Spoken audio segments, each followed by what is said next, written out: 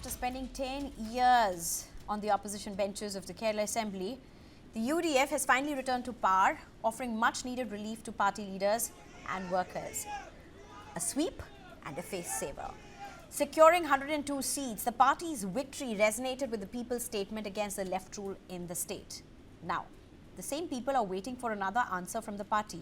Their question, who will be the next chief minister? In Thiruvananthapuram, posters of Congress General Secretary K C Venugopal have already come up, along with key roads signalling the start of a parallel contest, one that is no longer electoral, but rather internal. Because now, the real battle has shifted within the Congress, and at the heart of it lies a crucial question. Who does the Congress leadership trust to lead the state Congress? Who will lead Kerala? Will Rahul Gandhi choose his right-hand man? Will Rahul Gandhi pick Venugopal, K C Venugopal? Behind the scenes, there are back-to-back meetings, intense lobbying, calls and visits to Delhi, and a flurry of political activity as the decision inches closer. All eyes are now on the capital. At the center of the speculation is K C Venugopal. Widely seen as the High Command's trusted face, organizationally strong, closely aligned with the central leadership, he could emerge as a compromise candidate. But his limited grassroots connect in Kerala remains a concern. There is V D Satheesan, the face of the opposition in the state. He represents the generational shift, sharper messaging and a departure from legacy politics. Yet, questions remain over his acceptability across factions. And finally, Ramesh Chennithala, the seasoned leader, the veteran Congress leader, a consensus builder with strong ally relations and community backing. But he carries the weight of being seen as part of the old guard at a time when the party is under pressure to reinvent. So what will ultimately shape the decision? Because this is not the Congress of 1995 or 2004. Back then, the High Command had the option, the Congress High Command, as they say it, had the option of moving leaders to the center, balancing ambitions, managing rivalries. Today, that cushion no longer exists. There is no easy exit rule, no soft landing, which means the choice now comes down to three things: winnability, manageability, and acceptability across factions. Another important point, and that's stability, because I do not think Congress would want a repeat of a Karnataka in Kerala. The bigger challenge is not just defeating the opposition. Now that Congress is in the ruling in Kerala, it is managing its own internal equations and ally expectations. And that is why this decision goes beyond Kerala. It is the test of Congress leadership. And what brings us to the final question: who will Rahul Gandhi choose? His trusted aide, K C Venugopal, or will Keralam see a Karnataka-style situation with multiple contenders in play? Or beyond the celebrations, will the party be able to listen to the voters of Kerala who have delivered this mandate? I'm being joined by B.N. Haskar, who's a political analyst. I'm being also joined by Nirmal Abraham, who is a political analyst. And I'm also being joined by George Kaliavelil, who is the editor for National Affairs with Deepika. Thank you very much, both of you, for joining me. Well, Mr. George, let me just ask you a question straight.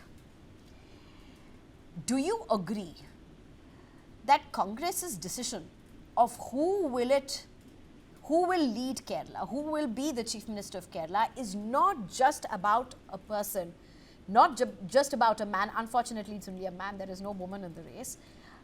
Not about a man who will lead Kerala alone or the Chief Minister. This is about the party's continuation, existence, and a larger messaging. Neha Goji, your question is very good, but I think there is no space or need to speculate right now, because it is very clear that there are only three contestants for the chief ministership of Kerala, V D Satheesan, Ramesh Chennithala, and K C Venugopal. All three are senior leaders. All three have long-standing service and seniority in the party, in the legislature also. No, except V D Satheesan, who led the current election for the UDF as UDF chairman and opposition leader, he never became a minister before. He is the only person who doesn't have that kind of administrative experience. Both Sri Ramesh Chennithala and K C Venugopal has got that experience. This K C Venugopal was a minister in Kerala, 3-time MLA, now MP from Alapi, elected MP from Alapi. Before also he was elected. And Ramesh Chennithala also, he became the youngest minister in the Karnataka ministry earlier. And he was also there, and he was in the working committee for so long years. And all three have real good experiences and exposure. And the government and the party will decide very soon. I think today they had a meeting at the Karge's home and residents, and it was publicly it was said that the decision to support TVK and Vijay was handed over to Tamil Nadu Congress PCC, and PCC will take a decision tomorrow. That is the publicly they Let me come in at this point. Mr. George, we are not speculating at this point. Let me just be very clear. It's not about speculation. We are not picking A, B, C. That's not what we are discussing. We are discussing the ability of Congress leadership to be able to put their ear on the ground, because that's where they have failed in the past. Mr. Nirmal Abraham, how do you look at this? Well, I've mentioned this before. I know the popular opinion could be that K C Venugopal deserves a chance because he's close to Rahul Gandhi. That's the only reason that I see, because he's not locally rooted. But I have always rooted for V D Satheesan. And there are multiple reasons for that. To start with, he took up the mantle of the UDF party as the chairman of the UDF party in 2021, when UDF suffered a similar defeat that LDF has right now, with 41 seats. From there, to take it up to 102 seats, it's quite an achievement, number one. But that's number not two, his achievement alone.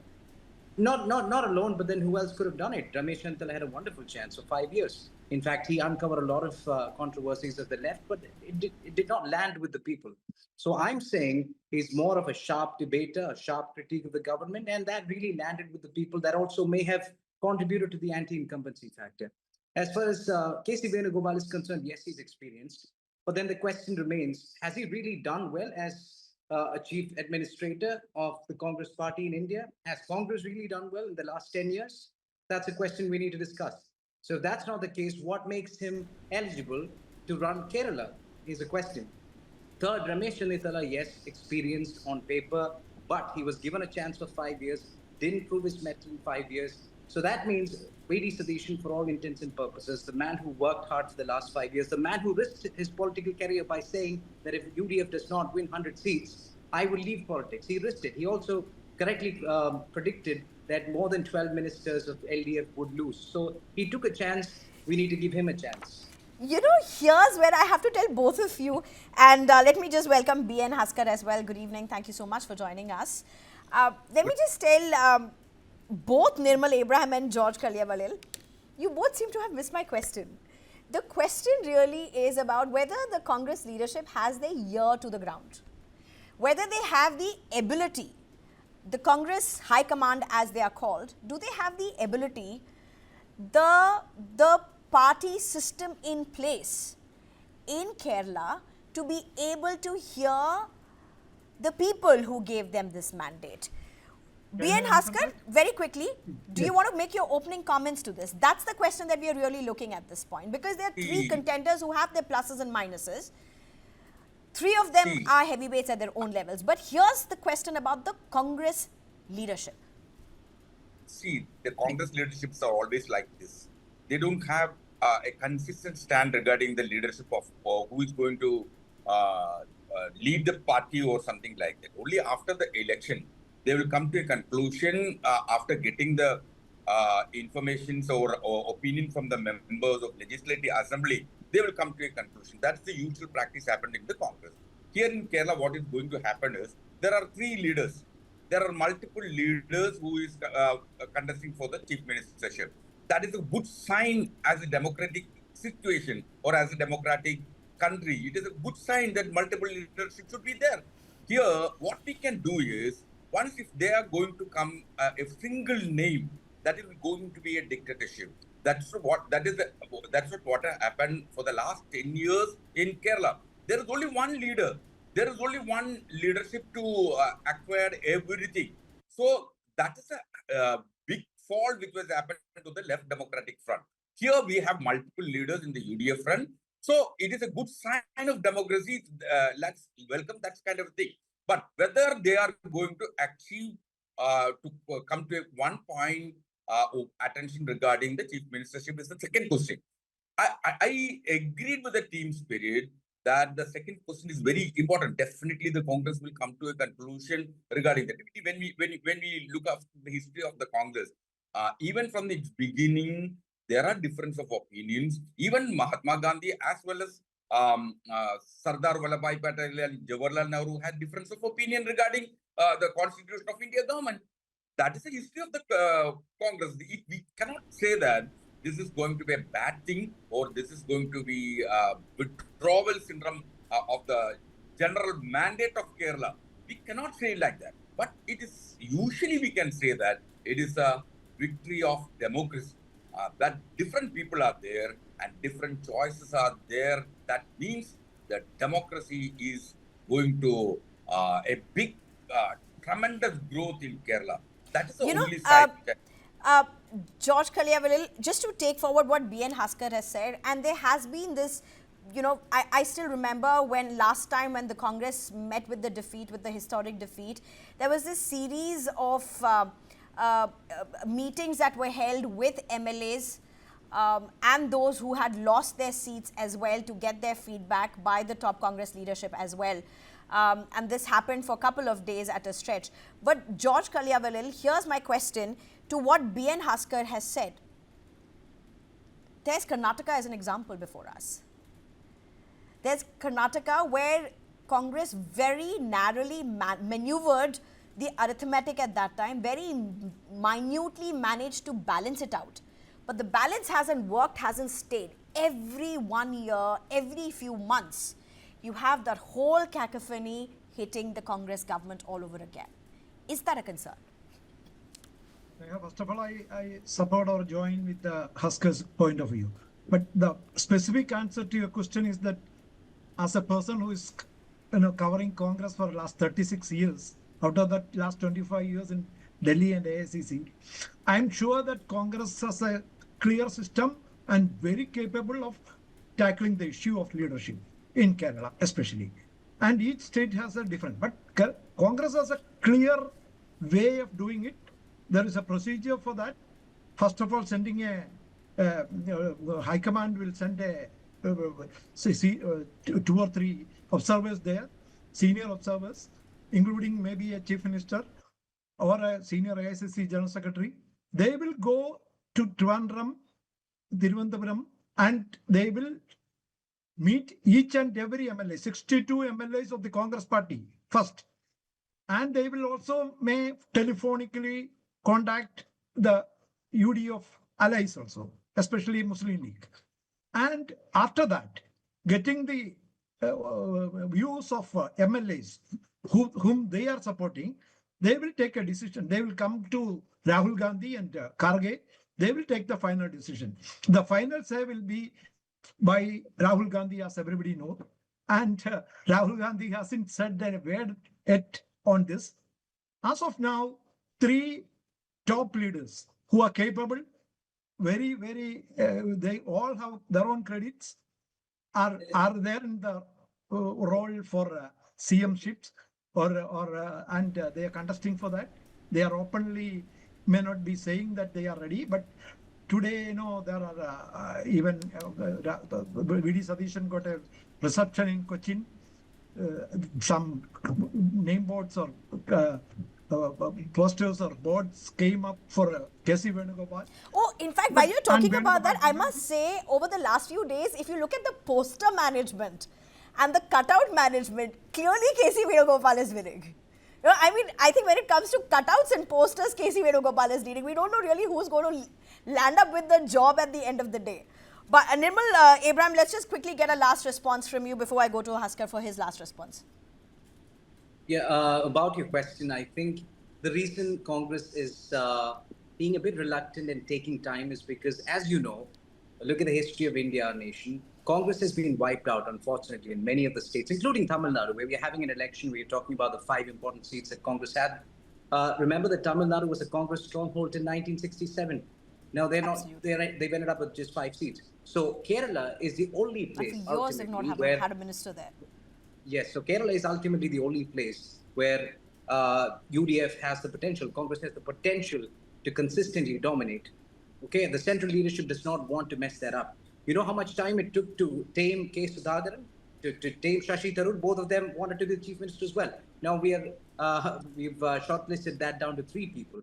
So the problem is here that they have to, the last thing that the Congress leadership wants is another split like 2005, because after 2005, if you see the results, Congress really struggled to win in Kerala. Even the 2011 victory was marginal, 70 to 68. And it was after a very long time, 15 years it took for Congress, for the UDF to come back with a huge victory.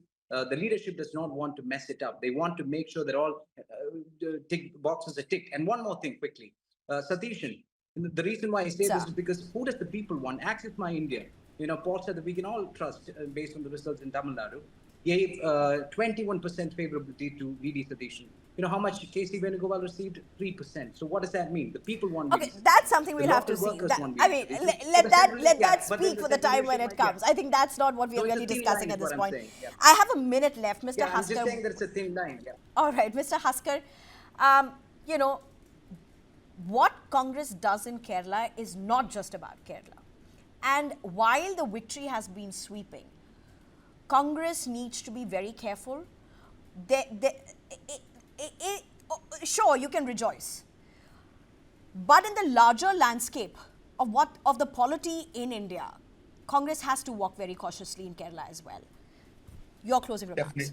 Definitely. Because it is a very crucial time that another 3 years is left for Indian Parliament election. So the Congress has to do their work very carefully. Especially in Kerala, as far as. But what is my opinion regarding the chief ministership? It is my personal opinion that, see, when we go through the last 5 years of Kerala politics, the Congress has lost everything.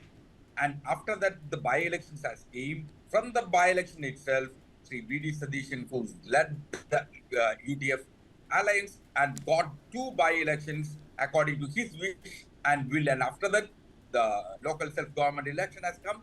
He has done a very good margin and he has done a very, especially explored his work. And now, as per his predictions, the assembly election also has come to an end. So he is the only person deserve that. And Mr. K C Venugopal, who is definitely he needs in the central level because to coordinate the entire India bloc. If he left in that position, that will affect the India bloc also. Okay, sir. So his position at Delhi is highly required. So that is my personal opinion.